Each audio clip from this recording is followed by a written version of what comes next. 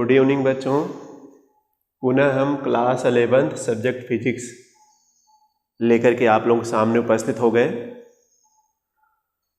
और पिछली वीडियो में हम आप लोगों को लंबाई का मापन कैसे कैसे करते हैं, छोटी लंबाई बड़ी लंबाई है उसका मापन कैसे करते हैं इसके बारे में बता चुके हैं। आज रहेगा द्रव्यमान का मापन, फिर उसी तरह रहेगा समय का मापन भी रहेगा।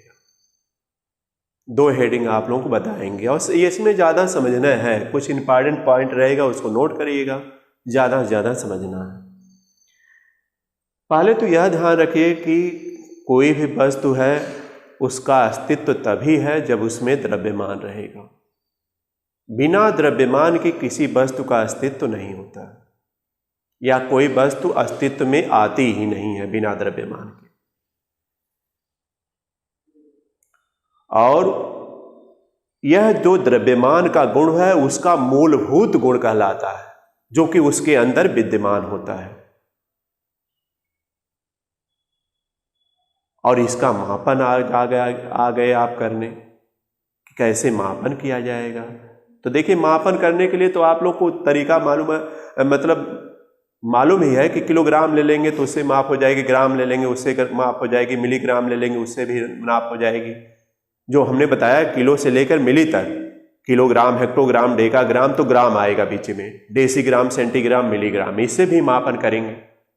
इसके अलावा आप जानते होंगे न्यूटन का जब द्वितीय नियम आप लोग पढ़े होंगे, यहाँ भी जो है पढ़ेंगे आप 11th में और 9th में भी बताया जाता है। तो उसमें यही बताया जाता है कि किसी वस्तु पर लगाया गया जो बल है, न्यूटन का द्वितीय नियम बता रहे हैं, पूरा तो नहीं हम ही समझाएंगे इस लेसन में, जब आएगा बताएंगे। किसी वस्तु पर जो लगाया गया बल है वह उसके द्रव्यमान और त्वरण के गुणनफल के अनुक्रमानुपाती होता ही बताया जाता है। तो उससे क्या फार्मूला आता निकल करके, यही फार्मूला आता है यह बराबर यम ए, यह बराबर यम ए आता है, यानी बल बराबर द्रव्यमान गुणे त्वरण। अब अगर आपको द्रव्यमान का चूंकि मापन आप करने जा रहे हैं तो यम बराबर अगर निकालेंगे तो बताइए क्या आ जाएगा, एफ अपान ए आ जाएगा। यानी लगाए गए बल में अगर त्वरण से भाग कर दिया जाए तो द्रव्यमान निकल जाएगा। एक तरीका तो यह भी है कि इस फार्मूले से इसका मापन कर सकते हैं, इस फार्मूले के हिसाब से भी इसका मापन कर सकते हैं। और एक मेथड हमने बता दिया, यह तरीका है। दूसरा तरीका है भार जैसे निकालते हैं, किसी वस्तु का जो भार होता है वह mg के बराबर होता है, mg होता है भार। देखिए, बल और भार में अंतर है। जो बल होता है वह साधारण त्वरण के अंतर्गत होता है, जो रेखीय त्वरण होता है, लेकिन जो भार होता है वह घुरुत्तीय त्वरण के अंतर्गत होता है, घुरुत्व बल के अंतर्गत यह होता है। जैसे किसी वस्तु को आप जब उठाते हैं तो कहते होंगे कि भाई इतना भारी है, 10 किलोग्राम भार है इसका। तो अगर 10 किलोग्राम भार को न्यूटन बदलेंगे तो यहां पर 10 रखिएगा और जी की वैल्यू जानते हैं पृथ्वी तल पर जो होती है 9.8 होती है, तो 9.8 से मल्टीप्लाई करिएगा तो वह न्यूटन में उसका भार आ जाएगा। न्यूटन इसका भी मात्रक है, इसका भी मात्रक न्यूटन है। लेकिन अगर दो वस्तुओं के कंपेयर किया जाए, मान लीजिए पहले का भार W1 है तो द्रव्यमान m1 होगा, जी तो सबके लिए समान होगा, क्योंकि पृथ्वी तल पर अगर जी का मान देखा जाए तो 9.8 मीटर पर सेकंड स्क्वायर होता है, तो यह तो इक्वल होगा।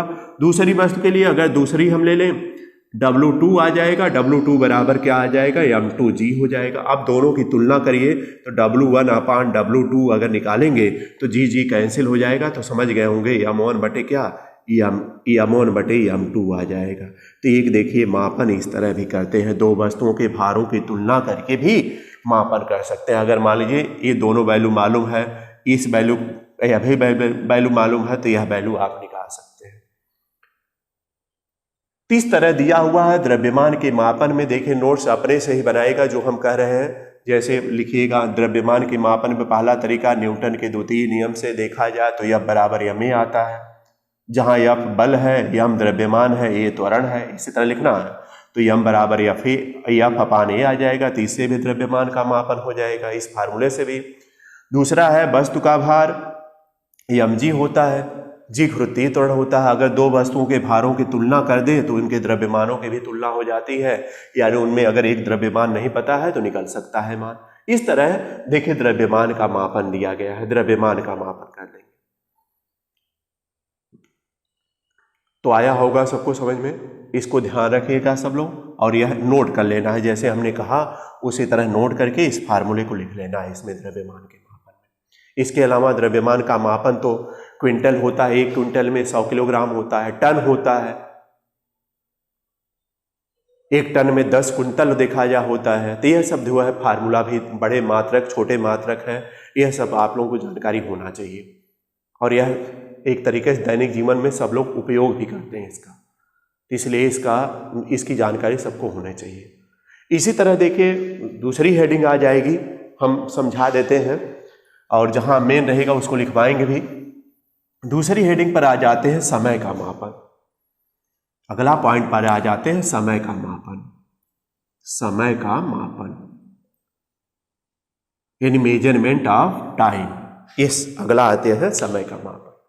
अब देखिए समय का मापन भी आप लोग करते हैं, इसके लिए घंटे मिनट सेकंड का भी प्रयोग करते हैं, दिन का भी प्रयोग होता है। जैसे अगर आप एक दिन में देखा जाए तो 24 घंटा होता है, वर्ष का भी प्रयोग होता है, यानी बड़े मात्रक भी प्रयोग होते हैं, छोटे मात्रक भी प्रयुक्त होते हैं। बड़े मात्रकों में चले जाइए तो वर्ष को वगैरह की लिया जाता है और छोटे मात्रकों में चले जाइए सेकंड का प्रयोग होता है। यह सब भी दिया गया है, कुछ और फार्मूले दिए गए हैं, उन फार्मूलों को भी देख लेना होगा। जैसे 1 माइक्रो सेकंड में अगर आता है 1 माइक्रो सेकंड यानी 1 माइक्रो सेकंड में कितना सेकंड होगा तो 10 की पावर -6 लगा दीजिएगा, सेकंड आएगा। माइक्रो जहां आ गया 1 माइक्रो सेकंड बराबर 10 की पावर -6 सेकंड होता है। इसी तरह और भी रहेगा आप लोगों को, यह सब जानकारी होने चाहिए। लिखिएगा समय के मापन में घंटा मिनट सेकंड दिन वर्ष इत्यादि का प्रयोग करते हैं। एक वर्ष में देखा जाए तो 365 सही 1/4 दिन लिया जाता है, जानी रहे, या 365 दिन लीजिएगा आप लोग, मानक तौर पर यही है। एक महीना का प्रयोग होता है 30 दिन लेते हैं। ये सब जो है स्टैंडर्ड फार्म होता है, इसको जानकारी सबको होनी चाहिए और जानकारी होगी हमें लग रहा, तो इसलिए हम इसके बारे में बहुत कुछ लिखवा रहे हैं, बस समझा दे रहे हैं उसी तरह। फिर अगली वीडियो जब हम लेकर आएंगे तो उसमें देखिए मापक यंत्रों में त्रुटि होती है क्या, उसके बारे में जब बताएंगे तो उस पर न्यूमेरिकल क्वेश्चन आप लोगों को मिल जाएगा, कैसे आएगा उसके बारे में बताएंगे। और वही त्रुटि जब बता ले जाएंगे तो यह लेसन खत्म हो जाएगा, समाप्त हो जाएगा और न्यूमेरिकल क्वेश्चन उसके बाद रहेगा। तो आया होगा समझ में, आज इतना ही रहने देते हैं।